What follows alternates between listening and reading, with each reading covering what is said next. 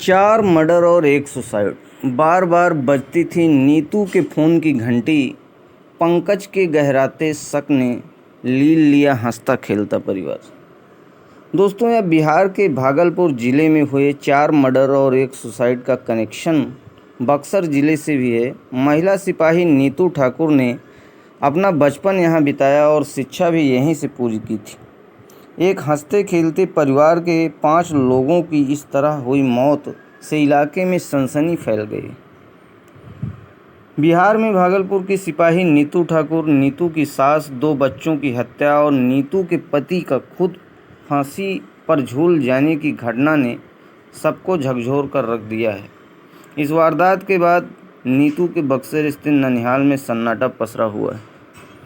अब तक स्वजन से प्राप्त जानकारी के अनुसार इस घटना के पीछे के कारण उसके पति द्वारा चरित्र पर संदेह से उपजा आक्रोश बताया जा रहा है।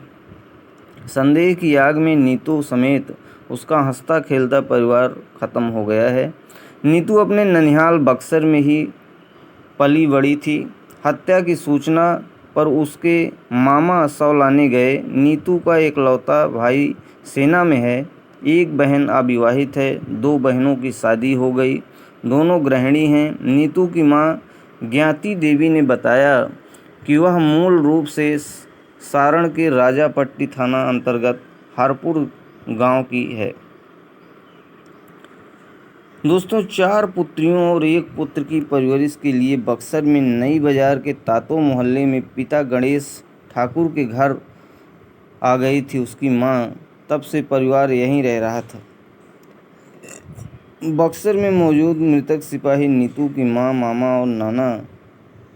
नीतू का एक 6 साल का पुत्र शिबू और 2.5 साल की पुत्री श्रेया भी थी। ज्ञाति ने कहा कि मंगलवार की सुबह लगभग 10 बजे उसके पास भागलपुर से फ़ोन आया कि नीतू और पति समेत उसके दोनों बच्चों और सास की हत्या हो गई है। सूचना मिलते ही शव लेने के लिए नीतू के मामा भागलपुर के लिए रवाना हो गए। वह स्वयं भी जाना चाहती थी, परंतु ट्रेन नहीं मिलने के कारण लौट पड़ी।